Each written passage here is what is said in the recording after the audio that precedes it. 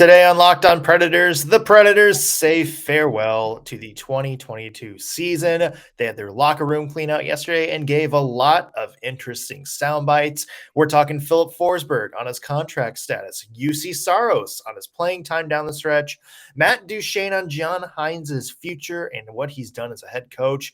A lot of interesting tidbits to get into. We are going all in today on the Locked On Predators podcast. You're Locked On Predators, your daily podcast on the Nashville Predators. Part of the Locked On Podcast Network, your team every day.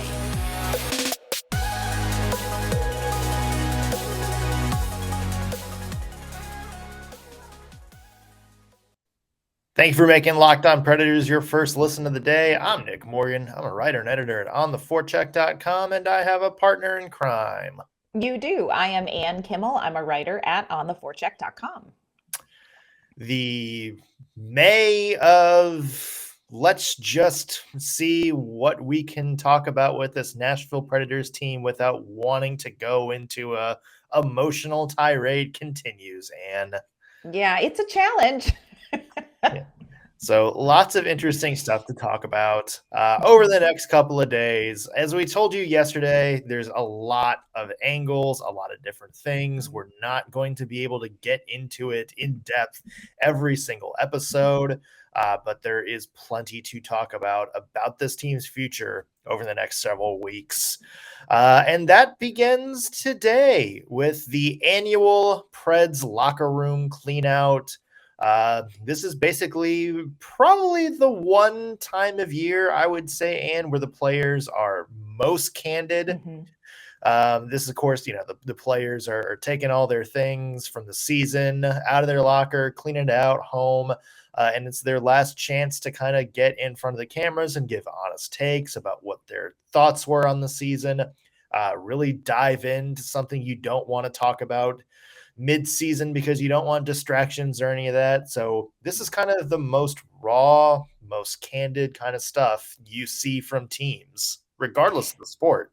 Yeah, and I really love what we got from the Predators who spoke with media yesterday, because I do feel like they were very candid about some things, and they were asked about issues and challenges throughout the season that people have been wondering about. And I feel like they did a really good job of kind of just laying some things out there. There are some really big topics facing the Nashville Predators going forward. And there are some really big topics looking back at, especially the end of the season and the postseason.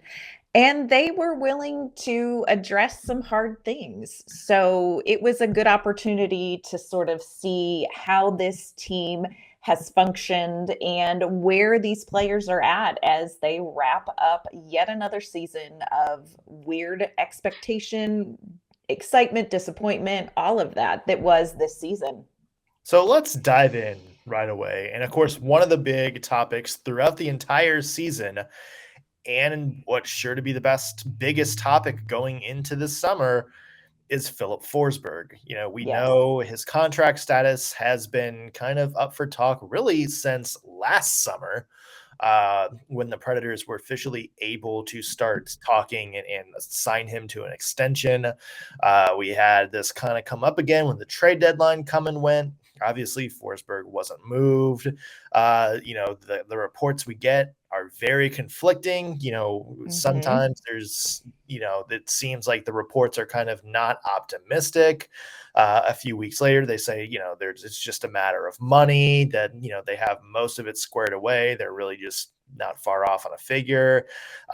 So we don't know what to make of it. And of course, after game 4, when everybody, did their, final salute to the fans, of course, it was Forsberg who had sort of the longest lap. We talked about this yesterday. We kind of equated it almost to that same vibe of Arena when he just kind of did the full lap, waited a while, soaked it all in. So that has been the big topic. And of course, Filip Forsberg was asked about that. Yeah, no, a lot. I mean, obviously, I've been fortunate enough to be on this team for a long time now and made the playoffs every year. But at the same time, every player plays to win the Stanley Cup, and so do I. That's my biggest goal, and I do believe that we have a team that can make that in the future. And like you said, I think that's the direction that a team has to be heading, and I think we are. I understand, Filip, that negotiation has to happen, but all things being equal, do you want to be back here? Yeah, I mean that's like you said. I've said that since day one. The goal is to come back here, and the business side is completely different than the on-ice side, as you guys are aware of, and just kind of have to wait and see and play it out. There's been obviously some progression throughout the season from where we started in September, and I mean, we're obviously, me and my agent and David and Brian and the management are going to be an ongoing conversation and a process, and we'll just have to see where we end. Thoughts on that, Anne? You know, I try not to get my hopes up, but listening to Filip Forsberg talk, it feels slightly more hopeful than it did watching him take that last lap in Game 4. Having said that, what Filip Forsberg wants for his on-ice experience, whether, he's very open about, the goal is to stay with the Nashville Predators. Is he going to stick around if the business side doesn't match up? And I think it all comes down to, he said, my goal is to win a Stanley Cup. Does Filip Forsberg really think that that's something that is within his reach in his career here in Nashville? And, he indicates that he likes the direction that this team is going in. But, Really? but, I mean, I don't, part of me listens to that and feels a little bit more hopeful, but part of me, just being pragmatic, if he wants a Stanley Cup in his career, is Nashville where he's going to end up? That I think that's a really big question to wrestle with. I can't figure out whose ball is in which court. Yeah. Because, and I go back and forth on this. It clearly sounds like Filip Forsberg, his preferred destination is Nashville. And, we actually heard Matt Duchene kind of talk about it yesterday too, because people asked him about Forsberg's status. And of course, Duchene was a free agent who came to Nashville a couple years ago, and they kind of asked him, and Duchene was like, look, you kind of got to just measure. And it's like, where do you feel most comfortable? Like, where do you feel like you're going to be able to kind of, obviously the play is one thing, the team is another thing, the contract's another thing, but it's just, you got to kind of find some place where you want to be. Right. And I get the sense that Forsberg does want to be in Nashville. He's got good roots here. His fiance is a pretty well-known online presence kind of in Atlanta and Nashville and that area. You get the sense that he really does want to be here. So from that end, it's like, okay, well, is the ball in David Poile's court or whoever is going to be the GM? And yet we're going to talk about that later this week. Is the ball in their court? And it's just like, okay, well, do what you can do to bring him back. Right. But then I think it's, well, you know what? Is it really going to be a Filip Forsberg decision? And it's weird because it feels like both entities, like both the Preds and both Filip Forsberg, are trying to sell each other. They know what they want, but they're trying to sell each other, on kind of the same idea. For the Preds, it's up to them to convince Filip Forsberg that the Predators are going to be a cup contender. Can they really do that? Well, can they make a convincing argument at this point? And that ties into, I think, really some of the, the GM argument about the direction of this team. We keep hearing repetitive, over and over again. It's like, this is going to be a competitive rebuild. But we're going to try to win now, but we're also keeping an eye on the future. But David Poile hasn't really gone all in on this team. Like, he says this is his team. We have a good feeling about this team, but he's been hesitant to go out and make moves to help the team win right now. And that's something I think Filip Forsberg might recognize. I mean, you heard him right off the top of the bat. He's like, obviously, you want to go someplace where you win the cup. And yeah, the Preds did better this year. But I think, honestly, if I'm Filip Forsberg, if I'm in his shoes, I haven't seen that, kind of level of buy-in right now from David Poile. Mm-hmm. Yeah. And, there's been a lot of chances. Go ahead. Well, I was just going to say, you also look at the flip side of it, and this is not a conversation that I think I would have had earlier in the season, but now looking at where the Nashville Predators are at, if they are going to go ahead and just tear it down, do a full-on rebuild, are the Predators going to be willing to offer Forsberg money to stay here for a rebuild? Or are they going to say, hey, you know what? He's going to go. We're going to let him go. We're going to let him walk and invest in a rebuild. And all of a sudden, it doesn't necessarily feel like at the end of this season, at the end of this postseason, with all of the questions surrounding where this franchise is headed, it doesn't feel like it is just Filip Forsberg saying, I want this much money or I'm walking. All of a sudden, it feels like maybe David Poile has a sad case of a little more leverage of, well, does this franchise want to strap themselves to another big contract if really in the end we're going to tear it down and do a full rebuild? So all of a sudden, this is much more murky water. And what seemed like a very clear, we both want this, I have to wonder if the direction this team is going to mean that they're going to want to sign Forsberg.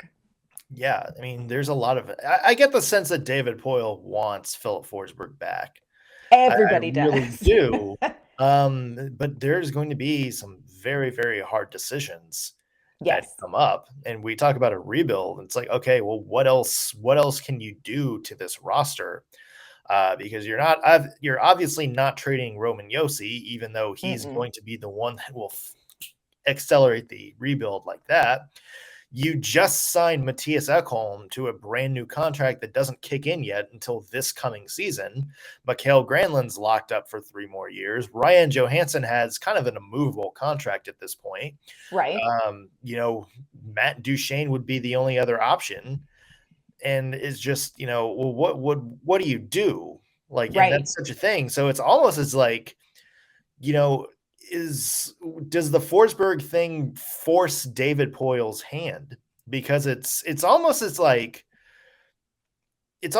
he can't rebuild because he really can't move any of the pieces. So you might as well go all in. Now there's going to be, counterpoints to that.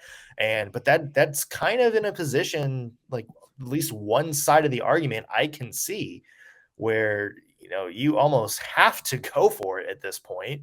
And if you do that, you might as well bring Filip Forsberg back. It's just going to be interesting to see what the market is going to be for him if he goes. Very true.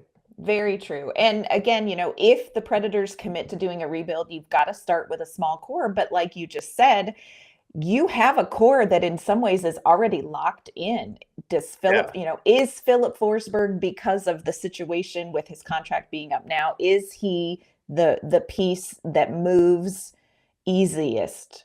Not an easy thing to wrestle with. I think it's true. Everybody in Nashville wants to see Forsberg back. The business side of this is going to be very interesting to see how it unfolds. And if you let him go at this point, then, you kind of just set your rebuild back because you had a chance to maybe move him at the deadline or earlier in the season for what would have been a couple of significant pieces. For sure. Or at least pieces to kind of plug in over the next few years in terms of maybe young up and coming players or something like that.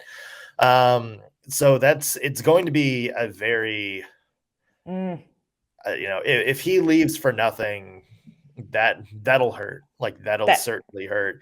And I think at that point, we talked about, Forsberg comes back, the core is kind of locked in, so you might as well go for it. On the other side, if Forsberg leaves, you have to do what you can to cut your losses here. Yeah. Yeah, you So do. And I think if Forsberg leaves, that is the nail in a number of coffins of a number of things that may end here in Nashville.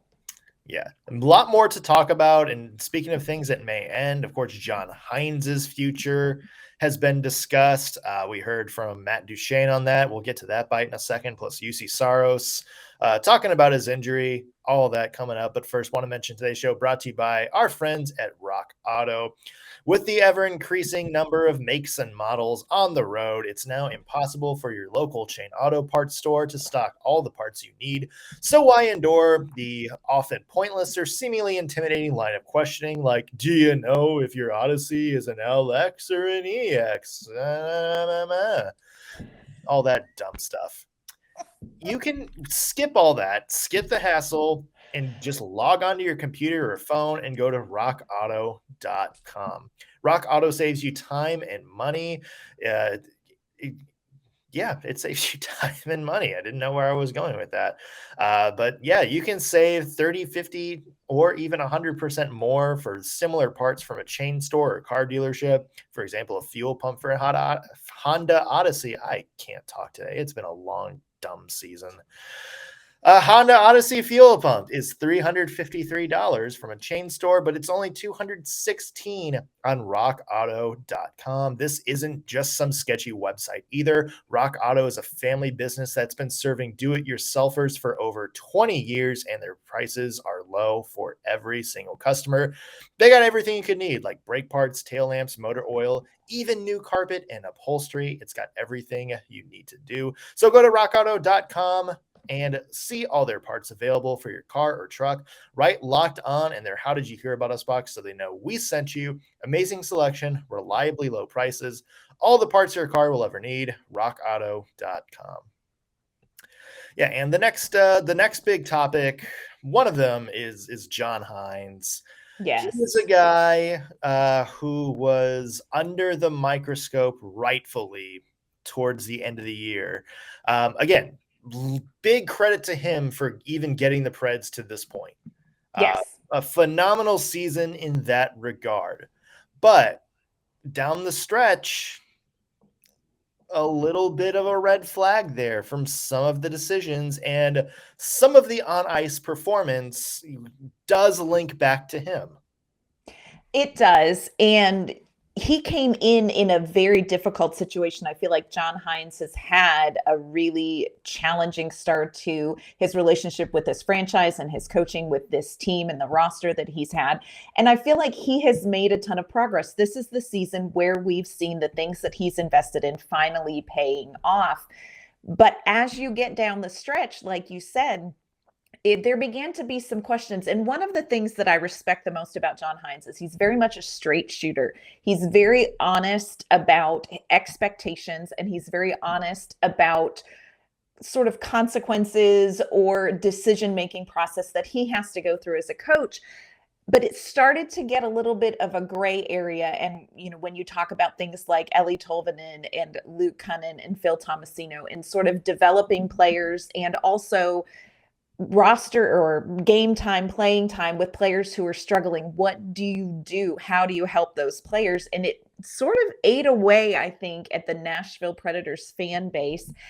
And then the penalty situation and the identity and that balancing act that sort of felt like the teeter-totter really went over one way at the end of the season and in the postseason. And I think that there are some questions for John Hynes about managing things like player development, playing time, and sort of discipline situations. So this is, Hynes, I think he's been fantastic, really like him, but I understand why people are asking some questions. So let's hear from Matt Duchene on this, because somebody asked him about the job that Hynes did this season.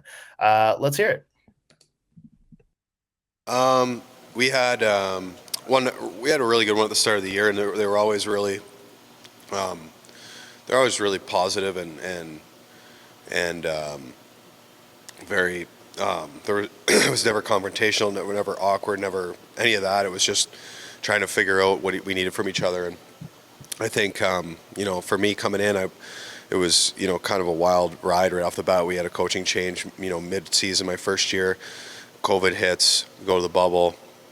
Last year's a shortened season. I'm hurt for 7.5 weeks. There's a lot of stuff that went on, and I think it just took a while to kind of probably for him to figure out, the best way to, I think, to coach me as an individual. And I mean, it was several guys. I think he was just learning us as individuals, and we were learning him as a coach. And I think it definitely clicked this year, and it was great all year. I mean, we have an awesome, I've always had a great relationship, but I think this year it was like, I think we just, trusted each other a lot more, and just weren't kind of wondering where each other stood this year. So it was good that way. So obviously that was Matt Duchene talking about the relationship between he and John Hynes, because we know we've heard that a lot this season about, Hynes' expectations for Matt Duchene. Matt Duchene kind of credited John Hynes with him turning his season around, and his career in Nashville around a little bit, because we know that didn't get off to a great start. And for that end, I think John Hynes does deserve a lot of credit. He brought out sort of this extra gear in guys like Matt Duchene, Ryan Johansson, who I don't think we're talking about enough, his bounce back year, just because it's kind of been overshadowed by a couple of players who had better years. Even somebody like Mikael Granlund, you saw his game completely change really the moment John Hynes came in, all the way back in 2020. The month or so before COVID shut everything down, we had talked about how well Mikael Granlund improved under John Hynes. And, this year you kind of saw him as that two-way playmaker kind of guy. So John Hynes does get a lot of credit for that, and deservedly so. He does. And I think you have to look big picture. It is very frustrating kind of how the season wound down and how the postseason went. And there are things, like we said, that kind of need to push in a little bit on with John Hynes. But in all of the exit interviews and all of the locker cleanout interviews from yesterday, Hynes is universally praised by the players. Now, they're not going to come out, for as honest as this time is, they're not going to come out and be like, he's an ass. You're not going to get that. But this really wasn't coach speak. I think he got this entire team to buy into something. And that's not something that the Nashville Predators have probably had since that Stanley Cup run or the President's Trophy year. So Hynes has done a fantastic job. He's been able to pull great seasons out and help these players kind of develop and gel this team. It's some of the details down the road that I think are going to be interesting. And I honestly feel like Hynes' future in Nashville will hinge so much more on what happens with David Poile than on any sort of indictment about Hynes' performance or his shortcomings, because you really have to say universally, Hynes has come in and made this franchise better. He came into an absolute hot mess, steaming dumpster fire of a locker room, and has been able to, through COVID, through shortened seasons, been able to get this team to buy into something and get some individual players' performances kind of on fire and set. But again, I wonder if the end of the season is going to be a conversation that's a little bit more difficult when they sit down with Hynes to talk about his future with the franchise. It does seem like him and David Poile are kind of intertwined, and we are going to talk more about that tomorrow. We mentioned there is a lot we have to get to. Yeah, tomorrow we are diving into the David Poile, John Hynes situation. So be sure you're tuning into that for sure. Yeah, it's going to be big. Of course, one of the things a lot of people talked about was John Hynes was Juuse Saros and how much playing time he got down the stretch. It was like obviously the first time we got to hear from Juuse after his injury. And he talked about, first off, he gave an update on his injury. Let's just hear that first. Yes. I had to slide back post really hard, and then at the same time, I was kind of trying to seal the short side, and I kind of fell on top of my leg awkwardly, so I kind of felt a pop right away, and then They had like there was like 2 more minutes and made a couple more saves, but every time I went up and down, it just felt really bad. So that's when I kind of knew it's gonna be a while. Yeah, I don't know exactly. Like, it's hard to say because that injury is kind of individual too. Like, it could take 2 more weeks or it could take 4 more weeks. We don't know at this point, but it started to heal pretty well. So yeah, hopefully I can get back on ice pretty soon. But yeah, we don't know exactly. With this, Yeah, I mean, I think at that point, Anne, once it became clear that the Predators really weren't going to be able to fight back, there really was no point in rushing Juuse Saros back. Although I will say, would have been very interesting. Let's say, like, just for sake, like for giggles, Yeah. Preds win Game 4, go to Colorado, pull off a win in Game 5. You're coming back to Bridgestone Arena. That gives Juuse Saros what, 4 or 5 extra days to heal from where he was at. That becomes more of a different conversation. I think one of the things that sort of made the goaltending decisions pretty clear pretty early on in this playoff series was Connor Ingram coming in and performing well. It sounds like the way sort of it was presented, it sounded like, Saros is out for 1 and 2, games 1 and 2. We don't really know whether he's going to be back, when he's going to be back. And they sort of left it hanging. But as you hear Saros talk about his injury and the recovery process, I just don't see that he could have come back. And I think once you saw Connor Ingram in net doing his thing and the Predators struggling, in other ways against this team, there's just no sense in putting Saros back in. I don't know that we would have seen him at all in a first round series after that injury. I don't know that we would have seen him in a second round series. And that's when it really starts to become a series ending issue. I don't think Saros being in this series against the Colorado Avalanche, I'm not sure that that's going to change the outcome at all. Maybe Probably he stole a game, but I don't think it's going to change the outcome. And there's just no sense in, putting him in there. Yeah, and I think it's one of those things where we probably knew after that first game how much Juuse Saros probably could have changed this series. Yeah, with you, not saying that they would have won, Right. but I think you're having a different conversation, maybe a little bit different of an outlook before this series going in when Juuse Saros is in net, because he is a pure eraser. And Connor Ingram did great, especially in Game 2. Yes. One of the best he's ever seen him play. But of course, he also, had some bad goals, as the series went on. So yeah, I mean, and no disrespect to Connor Ingram because he played great, but there's a big difference between the guy who just got nominated for the Vezina and a guy who really doesn't have any NHL experience other than like 3 games as a spot starter. Right, So, right. And we're going to hear some more from Juuse Saros. He addressed the hot topic of his amount of playing time in the season and how he felt that went. We're going to talk about that and hear from him in just a minute. But first, want to let you know this episode is brought to you by Built Bar. Summer is coming, and with summer, you're going to have all sorts of outdoor adventures, outside adventures. You're going to need some food on the go. Built Bars are the perfect snack to take with you on your family vacations, your adventures, your hikes. You can throw them in your bag, take them with you, and you will be fueled for your summer. The best part about Built Bars is that they are healthy and delicious. No more sacrificing delicious taste for health with Built Bar. You can have both, and it's easy. All you have to do is go to built.com and you can order now. All Built Bars and Puffs are covered in 100% real chocolate. That means with Built Bar, you can eat healthy, but you feel like you're having a treat. And if you try the Puffs, you get some interesting and very good flavors. According to reports here in my house, they have banana cream pie and cinnamon churro.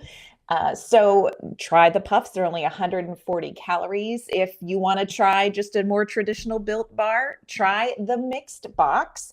Comes with 12 flavors of Built Bars and Built Bar Puffs variety pack. They're all fantastic. The favorite flavor here for me, Cherry Barcia. Again, the cinnamon churro, huge hit also in my house. Most Built Bars contain 130 calories, 4 grams of sugar, 4 net carbs, and 17 grams of protein. If you compare that with the candy bar that we usually grab on the go with 240 calories, you're going to do much better if you try a Built Bar. Go to built.com. You can get all your favorites: banana cream pie, raspberry double chocolate, mint brownie, so many more. They're delicious. They have new flavors coming out all the time. So go to built.com, use promo code LOCKED15, and you'll get 15% off your order. That's promo code LOCKED15 for 15% off at built.com. So the other half of the Juuse Saros argument was his playing time. Of course, he got more starts than any other goalie in the NHL. So kind of interesting to hear Juuse's take on that. Let's hear that. I felt really good. Obviously, it was a new challenge for me, but I really enjoyed it. My body felt good and my mind felt fresh. So I didn't see it as an issue. I really like playing that many games, and so yeah, I didn't really have any issue with my body all year, and so that sometimes injuries just happen. Sometimes it doesn't happen. Sometimes it doesn't matter if you play one game or 70 games, but so I don't really have an answer for that. But yeah, I just enjoyed it a lot, and yeah, obviously we talk with coaches, like they ask like how I feel, and yeah, I if I felt tired, I would have told them, but I felt good and I enjoyed playing well. Yeah, and I think the thing a lot of people forget is that this was Juuse Saros' first full 82 game season as the starter. Remember the COVID years when he kind of took over for Pekka Rinne. Last year, of course, he was kind of the 1A, and but that was, a 56 game season, whatever it was, that Right. started late and kind of ended in a weird fashion. This was the first year that he kind of went through a normal season where it was, start in October, end in May, this, that. You're the guy for all 82 games, and he handled it well. Maybe you saw him kind of wear down as the season went on, and I'm not really just talking about the injury, because that could have happened at any time, but maybe a little less sharp at times over the past month or so. Certainly some really good games, game-stealing performances mixed in there. But, yeah, I mean, he did well. He handled it well. He did. And I like how open he is about saying, look, I want to play this many games. I enjoyed playing this many games. And I think that's important. My question for you, Nick, is do you think they're going to plan on the same type of workload for Saros next season? Or do you think they're going to invest in some sort of backup? Are they going to change up how they deal with Saros? Well, I think it's going to be Connor Ingram at this point. I would be very surprised if it's not. Maybe they go out and invest in a, 2-year kind of $1.52 million backup kind of guy, just in case, because they went cheap with David Riddick, and we kind of saw what happened there. I think it's going to be Ingram. And, I think just on principle, like just on merit in the NHL, you kind of want a split where it's like, maybe 50 games for the starter and 30 games for the backup, maybe a little bit more, maybe like, 55, 25 plus, the 2 extra games thrown onto that. You kind of want something like that because it gets your goalie fresh, and now you have 2 really good options to roll with. I think that's the standard that should be for any NHL team. Now, obviously, there's some exceptions. Andrei Vasilevsky in Tampa is going to play more than whoever his backup is because he's that much better. We've seen Pekka Rinne and Thomas Vokoun each play 73 games in a season in Nashville before. So, hey, we know there's more left in Juuse Saros' tank, maybe. But I think just on, the way modern hockey is now, I think you do need two goalies that you can really hand the reins to in any situation. So that's why I would expect maybe Ingram comes up, and I would like to see, especially if Ingram kind of holds his own as the season goes on, maybe a little more responsibility for Ingram, where if it's a situation like this and you have a couple of back-to-backs, both are must-win games, you don't Yes. feel bad about sitting Saros for one, because your backup can also have the capability of stealing a game. That's what I think the Preds should be looking at. I would agree with that. I feel like they didn't have that option necessarily this season. And again, love David Riddick as a person. I feel like they did not have a backup that they felt comfortable giving some bigger games to, giving some back-to-backs to necessarily with Riddick. Ingram may be that guy. And I think the time that he had in the playoffs definitely helps them get a better idea of what kind of workload he would be able to handle as a backup to Saros. I think it's going to be really interesting to see what the Preds do with Saros next year, as far as things like his workload and sort of splitting the work, because a lot of that decision this season wasn't necessarily based on Saros. I think it was more based on who they would sub in for him. So if they feel more confident in Ingram, I think we could see a more balanced approach next season. Moving on from the Preds, because we will have a lot more to talk about tomorrow, including David Poile's future. We didn't forget him. Don't worry. But of course, lots of other stuff happening in the NHL. Draft lottery last night. And Yes. Canadians get the number 1 pick. Second year in a row, the team with the best odds winds up with the number 1 pick, which is very, very rare. Then the Devils move up a handful of spots to get the number 2 pick. Yeah, I really like this for the Montreal Canadiens. You know that they own a small piece of my heart because of Rem Pitlick, and I'm all about bringing in Shane Wright to just work with Rem Pitlick, because I believe he's all that in a bag of chips.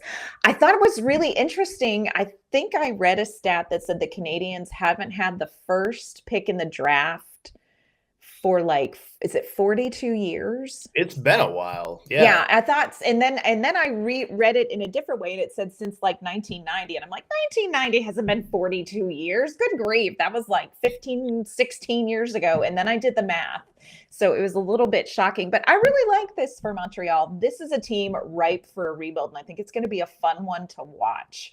And New Jersey Devils, let's see what they can do. Obviously, Shane Wright is the surefire number 1. It's going to be very interesting to see what the Devils do with 2, because there's a lot of different ways you can go there. Of course, you have Juraj Slafkovsky, who looked like a 20-year veteran when he played in the Beijing Olympics earlier this year. He was incredible. Yeah, an absolutely dominant performance from him, and now he has a chance to go against NHL players. You also have Logan Cooley, who's not a big body, but a big speed skater, really good skating, really good kind of hockey awareness. So there's going to be a lot of ways the Devils can go, and really I would say the top 10 in this draft. And I'm sure our buddy Eric Dene and on the forecheck can maybe back us up. But, from everything I've seen, everything I've heard, the top 10 in the draft this year should be very, very good. Yes. So really anybody in that lottery has a good shot at developing a pretty good franchise player. Yeah, and I think it's going to be great to see some of these guys. There have been some past draft lotteries that maybe weren't as robust as this one is, rumored to be. So I think it's going to be fascinating to watch how these top picks sort out 3, 4, 5 years down the road. But yeah, you can bet that Shane Wright is going to be a Canadian. I would be willing to bet a kidney on that. Yeah.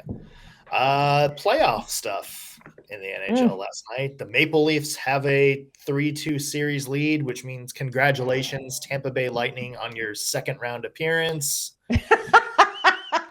That's just painful. That was a great game. I watched that game, and a couple of good games last night, because Kings and Oilers was entertaining too. After pretty much every game in the series until that point had been a blowout. Yeah. I mean, LA Kings, nobody, I mean, let's be real. Nobody really saw this. I don't think people saw them coming and being as competitive as they have been. Although did you see the little headbutting incident that occurred in that game? Yeah, I have a feeling Darnell Nurse might be out of this next one. Yeah, that I think there's going to be a talking to after that. But I thought that was a great game. Caught some of the Wild St. Louis game, which is a series I really want to keep my eye on, and I'm sure Colorado is too. Not sure either of these teams can take on Colorado, but it's sure fun watching them duke it out. Yeah. Penguins and Rangers tonight. Rangers, I feel bad, but Rangers look done. Like they just don't look like they have any answer outside of Igor Shesterkin trying to will his way into in a game. Bless. I mean, pray for that young man in net. He's trying. He's got a lot going on in there. Yeah. So lots of interesting stuff to watch for the other two games tonight. Washington, Florida. That game series is tied 2-2. And then Stars and Flames, which has had really been maybe the best series overall so far in terms of just pure competitiveness. Yes. That series is tied 2-2. Calgary tonight, so that is going to be an interesting one to watch. We'll have more playoff talk for you tomorrow, along with our David Poile discussion. So a couple of juicy shows coming up later this week you will not want to miss. Until then, Ann, where can the people find your work online? You can find my work at ontheforecheck.com, and you can find me on Twitter at ANK_Mama on Ice. I'm Nick Morgan. You can find me at ontheforecheck.com as well. Follow the show on Twitter at LO_Predators. And if you're watching this on YouTube, be sure to like the video, subscribe, and leave a comment. Let us know what you thought of anything the Predators said at locker cleanout yesterday. Do you think Forsberg's going to be back? Is John Hynes going to be back? Let us know your thoughts on pretty much anything we talked about today. That's going to do it for us today on the Locked On Predators podcast. Thank you for making us your first listen of the day. We'll be back tomorrow with a fresh new episode.